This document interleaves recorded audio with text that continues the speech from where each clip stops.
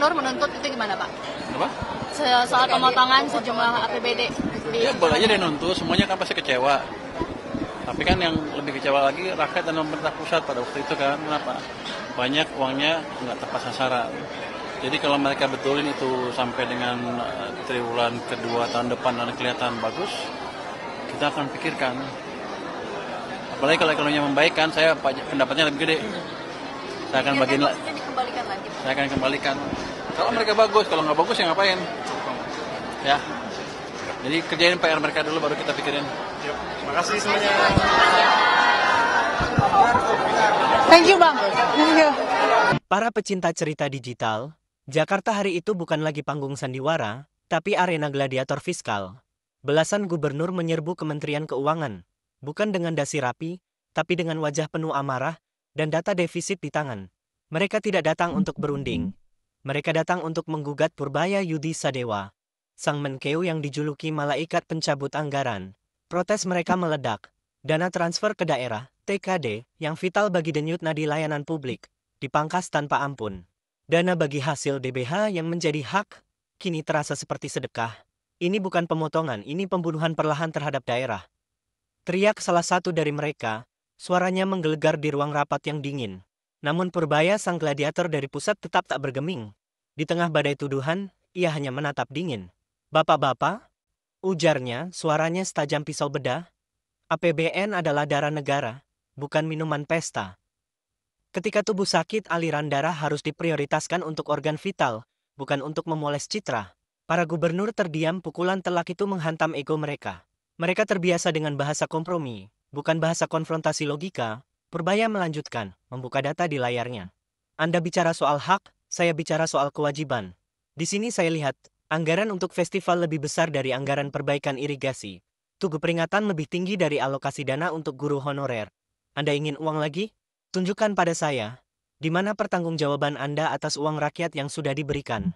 Dalih soal gaji PPPK dan honorer yang kini membebani daerah, dimentahkan Purbaya seketika. Itu adalah konsekuensi dari rekrutmen yang Anda lakukan. Pusat menyediakan kerangka, bukan cek kosong. Jangan rekrut pegawai jika Anda tak sanggup menggaji, itu prinsip paling dasar.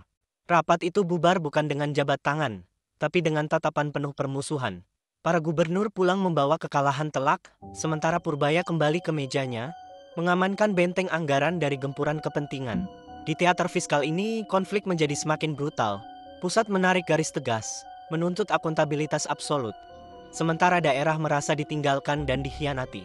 Ini bukan lagi soal angka, ini adalah pertarungan prinsip antara logika fiskal dan politik populis. Oh enggak, dia main-main, artinya gini, siapapun yang menghalangi program pemerintah, maka ada sanksinya kira-kira gitu. Apalagi Danantara yang merupakan semi pemerintah juga kan. Tapi nggak ada dipecat, nggak ada. Ini bercanda tadi.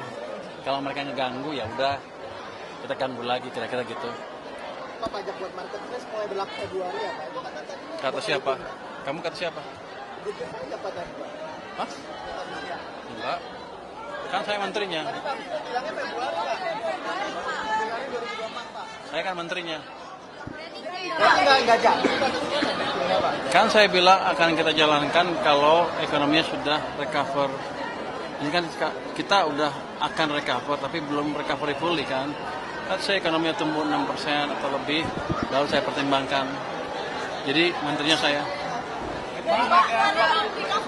Anggaran untuk tahun pajak berbayar di tahap awal ini berapa sih Mas? Itu kan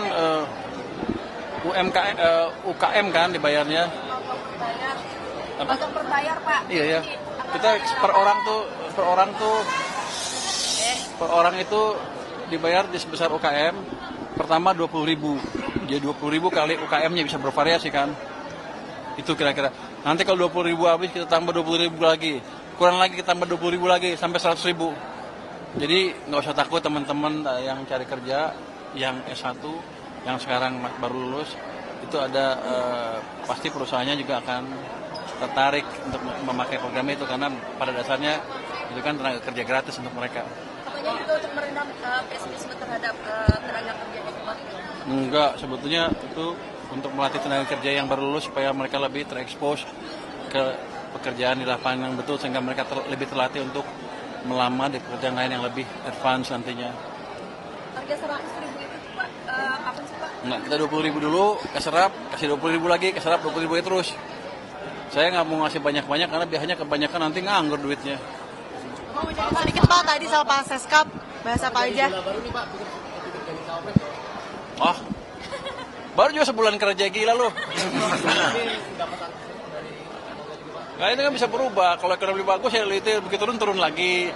Ekonomi kan naik turun, jadi jangan cepet-cepet. Dan gua nggak mikirin juga jadi apa Cak? Belum kali ya Pak ya? Nggak mikir sama sekali. Kerja juga belum, ini kan baru cuman di permukaan aja, yang di bawahnya belum kita sisir betulan. Ini nggak ada pilihan sama sekali.